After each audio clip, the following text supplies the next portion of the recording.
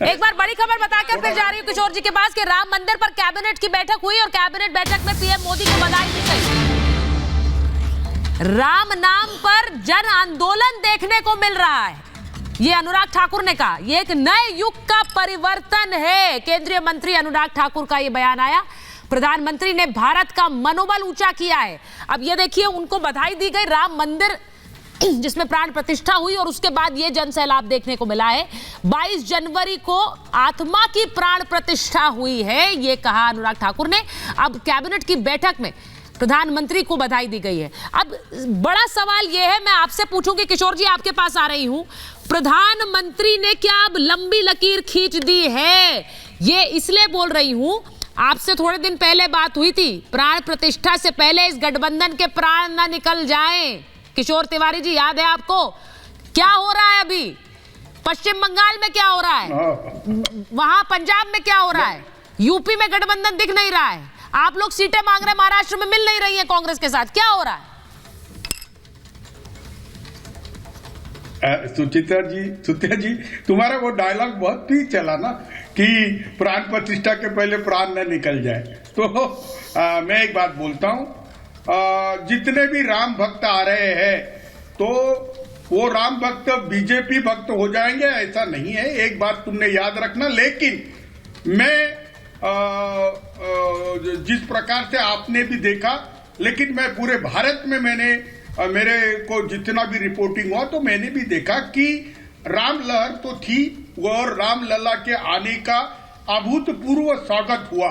आपने अवध में देखा तो शायद मुझे लगता है राम जब लौटे थे तब आप छोटी थी या थी नहीं, लेकिन अब आपको वो देखने मिला तो ये सुअवसर था।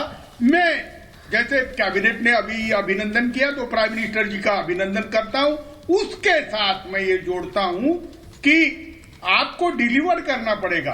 आपने जो प्रॉमिसेस दिए थे, जैसे किसानों की आमदनी दुगनी होगी, भारत में बेरोजगारी इतनी दूर होगी। नहीं, मेरा सवाल सुनिए, मेरे खाते में आएंगे। आपने भी तो प्रॉमिस किया था कि एक गठबंधन बनकर तैयार हो जाएगा 24 में नरेंद्र मोदी के सामने। वो गठबंधन का क्या हुआ? उन बैठकों का क्या हुआ जो एक के बाद हो रही थी? यहाँ पर सब अपने अपने रास्ते चल दिए। लोगों को लग रहा है वही हुआ जो हमने सोचा था, ये गठबंधन कभी बनना नहीं था। पिछली बार आप लोगों ने कहा था हम लोग एकजुट नहीं थे, इसलिए ये हो गया। इस बार तो एकजुट होने की कोशिश की। नहीं, देखो अभी भी चल रही है, सब इंटैक्ट है और बहुत एडवांस स्टेज में है। और हर कार्यकर्ता के सामने नेता जो बोलते हैं उससे विपरीत है कि महाराष्ट्र में पूरा अलायंस हो चुका है, बंगाल में हो चुका है। बंगाल में कहाँ हो गया है? बंगाल में कहाँ हो गया है सर? इसकी तो वो भी जल्दी हो जाएगा। अरे किशोर जी, कौन सी दुनिया में बंगाल में ममता दीदी ने कह दिया हमें बताया नहीं है, नया यात्रा निकल रही है बंगाल में आएगी, हमें कुछ पता नहीं था, हम अकेले लड़ रहे हैं चुनाव। वहां भगवंत मान ने कह दिया हम 13 सीटों पर ले रहे। कैसी बातें आप कर रहे हैं? अब ये देख लीजिए कि यहाँ पर ममता बनर्जी के बयान पर शुभेंदु अधिकारी का बयान आ गया है। वो कह रहे 4 राज्यों के रिजल्ट में इंडी गठबंधन बिखर चुका है और उन्होंने कहा कि नफरत और जाति के बंटवारा बना गठबंधन की इस टूट की वजह। और उन्होंने कहा कि जो जिस तरह से गठबंधन बिखरा है, 4 राज्यों में जीत हुई और वही गठबंधन के टूटने की वजह बनी है। अब ममता बनर्जी आप कह रहे बंगाल में फॉर्मूला हो गया, कहीं फॉर्मूला नहीं हो रहा है। और मैं आपको एक बात बता दूं, मनोज लाल दास मन्नू हमारे साथ जुड़ रहे हैं, जेडीयू के नेता हैं। मनोज जी, वहां पर तो गठबंधन नहीं हुआ है, लेकिन जहां गठबंधन है, जहां सरकार चल रही है, वहां तो नहीं टूट रही है। बिहार की बात कर रही हूं। देखिए सुचित्रा जी, बिहार में कहीं कोई टूट फूट की बात नहीं है। अच्छा, लेकिन जिस महागठबंधन को अस्तित्व में लाने के लिए नीतीश कुमार जी ने एकजुट किया, लोगों को एक मंच पर बैठाने का काम किया और बीजेपी के खिलाफ एक शक्ति का उन्होंने स्थापित किया। अब बड़े भाई के रूप में कांग्रेस का दायित्व बनता था कि सारे लोगों को एक करके उसको लेके जाने के लिए। सुचरिता जी, आप पिछले लोकसभा चुनाव का आप अगर कंप्लेन करेंगे, उसको देखेंगे बढ़िया से, हाँ। तो जो भी सत्ता में आई हो चाहे वो मनमोहन सिंह के समय की हो, वाजपेयी जी के समय के हो या मोदी जी के समय की हो, विपक्ष का वोट बटा है एक दूसरे में, तभी आए हैं। नीतीश कुमार जी ने तो पूरी ईमानदारी से वैसे सारे दलों को जो एक दूसरे के खिलाफ आपस में लड़ाई लड़ रहे थे, उनको एक मंच पर लाके खड़ा करने का काम किया। अब तो कांग्रेस की जिम्मेदारी बनती है और हम भी इसका, हमारी पार्टी ने भी शुरू से कहा, नीतीश कुमार जी ने भी शुरू से कहा कि सीट शेयरिंग का मामला समाप्त हो जाना चाहिए था। नहीं, सुनिए मनोज जी तो आज उन्होंने एक और बात कही जो शायद आपने सुनी नहीं या फिर सुनकर आप उस पर गौर नहीं करना चाह रहे हैं। उन्होंने ये कहा कि परिवारवाद के खिलाफ हम लोग लंबी लड़ाई लड़ते आए। अब परिवारवाद वाली पार्टी बिहार में कौन सी है, किसकी बात कर रहे हैं वो? मैं आपसे पूछ रही हूं। आज के दिन जब वो कर्पूरी ठाकुर के लिए को भारत रत्न दिए जाने पर नरेंद्र मोदी की प्रशंसा कर रहे हैं, उनकी सरकार की, और परिवारवाद पर हमला बोल रहे हैं, तो किस पर हमला बोल रहे हैं जरा बताइए।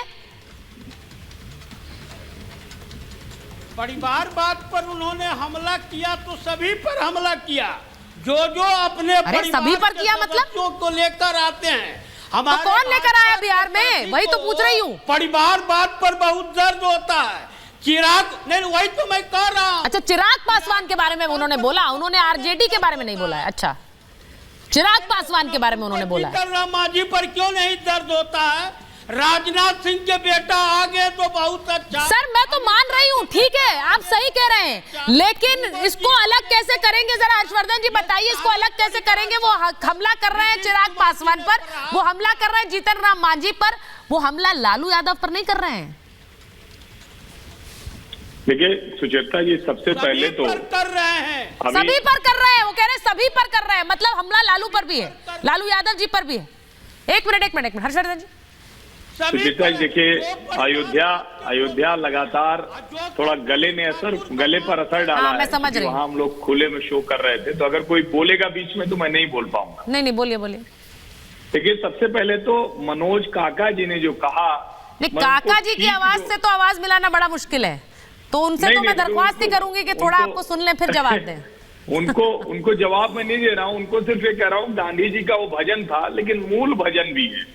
मूल भजन है रघुपति राघव राजा राम, पतित पावन सीताराम, सुंदर विग्रह मेघा श्याम, गंगा तुलसी शालिग्राम, भद्र गिरीश्वर सीताराम, भगत जन प्रिय सीताराम, जानकी रमणा सीताराम, जय जय राघव सीताराम। मूल भजन तो कभी कभी इसको भी भजिए, अच्छा लगेगा मनोज भाई, एकदम पक्का मानिए। अब जो मूल बात है, आ रही हूँ मनोज जी, आ रही हूँ आपके पास ही आऊंगी इसके बाद। हाँ ठीक है। नीतीश कुमार जी ने कहा है, नीतीश जी ने जो कहा वो सचमुच सभी परिवारवादी पार्टियों पर हमला है। सब अपने को कर्पूरी ठाकुर जी का चेला तो बताते हैं, लेकिन कर्पूरी ठाकुर जो अपने घर परिवार के लिए जिन्होंने कुछ नहीं किया, जिनको चंदा भी मिलता था तो उसको सीएम राहत कोष में डाल देते थे, जिनके लिए अगर घर बनवाने के लिए पैसा आता था तो वो विद्यालय के लिए दे देते थे, उन कर्पूरी ठाकुर के चेलों ने अपने घर परिवार पर क्या नहीं किया, भ्रष्टाचार की इंतहा कर दी।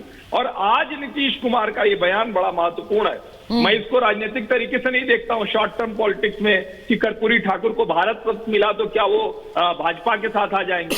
लेकिन नीतीश जी की बड़ी विचित्र स्थिति है इस वक्त तो कैश 22 सिचुएशन में फंसे हुए हैं। आलू उबला जाए न निगला जाए, न उगल पा रहे हैं उबला हुआ आलू, न निगल पा रहे हैं, वो गठजोड़ में अटके हुए हैं। उनका बनाया हुआ गठजोड़ ध्वस्त हो गया, वो धुरी थे, अब वो धुरी ही नहीं रहेगी तो भला गठजोड़ कैसे चलेगा। इसको इस तरह से देखा जाना चाहिए और उनको बहुत अच्छे से पता है। लोग रामविलास जी को मौसम विज्ञानी कहते थे, लेकिन नीतीश जी से बड़ा मौसम विज्ञानी भला कौन होगा कि हर वक्त मुख्यमंत्री वही। और मुझे तो लग रहा है जो राम का वातावरण है, जो मौसम है, वो उनको अच्छे से समझ में आ रहा है।